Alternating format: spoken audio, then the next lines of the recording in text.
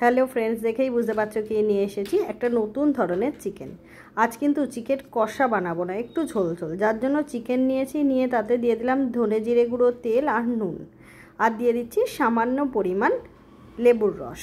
তোমাদের যদি মাংসের পরিমাণ বেশি থাকে তাহলে একটা গোটা লেবু দিও, এতে কিন্তু মাংস অনেকটাই নরম হবে আর সেই সঙ্গে জুসিও থাকবে। দিয়ে দিলাম 2 চামচ মতন টক দই, দিয়ে আমি ভালোভাবে মাংসটা ম্যারিনেট করে 1 ঘন্টা মতো রেখে দেবো। এবার আমি একটা কড়াইতে তেল দিয়ে দিলাম, সর্ষের তেল, দিয়ে পেঁয়াজ দিয়ে দিলাম কাঁচা লঙ্কা। এটাকে আমি ভালোভাবে ভেজে নেব। এই চিকেনটা তোমরা অবশ্যই গরম ভাতের সাথে গন্ধরাজ লেবু আর 1 কুচি পেঁয়াজ আর কাঁচা লঙ্কা দিয়ে খেয়ে দেখো। যদি ভালো না লাগে অবশ্যই কমেন্ট করো, ভালো লাগলেও কমেন্ট করো। দিয়ে দিলাম টমেটো, দিয়ে আমি ভালোভাবে এটাকে ভাজতে থাকবো। ভিডিও ভালো লাগলে লাইক, শেয়ার, সাবস্ক্রাইব, কমেন্ট করে পাশে থেকো। নতুন কোনো রেসিপি দেখতে চাইলে অবশ্যই কমেন্ট করো। দিয়ে দিলাম রসুন কুচি।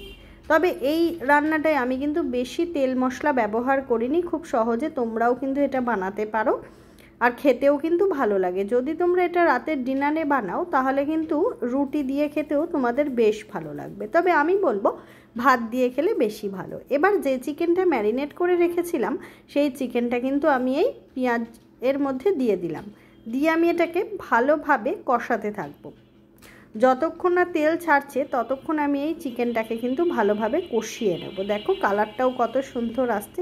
যেহেতু দই আর লেবু দেওয়া রয়েছে তো সেই ক্ষেত্রে চিকেনের টেস্টটা কিন্তু দারুণ টকটক আসবে আর খেতে বেশ ভালো লাগবে, আর মাংসগুলোও কিন্তু খুব নরম হয়ে যাবে।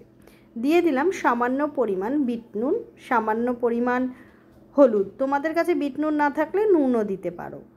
দিয়ে দিচ্ছি সামান্য পরিমাণ চিনি, এটা তোমরা দিতেও পারো আবার নাও পারো। দিয়ে দিলাম রঙের জন্য কাশ্মীরি লঙ্কা, এই ক্ষেত্রেও কিন্তু সেম, চাইলে দিতে পারো না হলে না। এবার দিয়ে দিলাম ধনে জিরে গুঁড়ো, যে মশলাটা আমি আগের দিন শেয়ার করেছি সেই মশলাটাই দিয়েছি। তোমরা কিন্তু আমার পেজে মশলাটা দেওয়া রয়েছে, অবশ্যই একবার দেখে নিও। সব মশলা দিয়ে আমি ভালো করে চিকেনটাকে একবার কষিয়ে নিচ্ছি, তেল ছাড়া পর্যন্ত আমি চিকেনটাকে কষিয়ে নেব। এবার আমি কেটে রাখা আলু দিয়ে দিলাম। অনেকেই রয়েছে যারা কিন্তু চিকেনের আলু খেতে ভীষণ ভালোবাসে, তাছাড়া এই একটা পদ দিয়ে তোমাদের কিন্তু লাঞ্চ হয়ে যাবে, এটা কথা দিতে পারি। এবার আমি আলু দিয়ে ভালোভাবে কষিয়ে নিচ্ছি, আর খুব সহজে তোমরা কিন্তু এটা বাড়িতে বানিয়ে ফেলতে পারবে, আর স্বাদেও কিন্তু অসাধারণ। দেখো কষিয়ে ফেলেছি, তেল বেরিয়ে এসেছে। এবার আমি এটা একটা প্রেশার কুকারে দিয়ে দিচ্ছি, এতে মাংসটা খুব ভালো সেদ্ধ হয়। সব দিয়ে দিলাম। তোমরা যদি ঝোল একটু কম খাও তাহলে জল একটু কম দেবে, আর ঝোল একটু বেশি খেলে জল একটু বেশি দেবে। আমি দিয়ে দিলাম 3খানা সিটি, দিয়ে নাবিয়ে নিলাম। আমি ঝোলটা আমরা একটু বেশি খাবো তার জন্য একটু জলটা বেশি দিয়েছি। দেখো মাংসটা কি সুন্দর কুক হয়ে গেছে, একদম হালকা পাতলা চিকেন, জাস্ট অসাধারণ। তোমরাও বানিও এভাবে।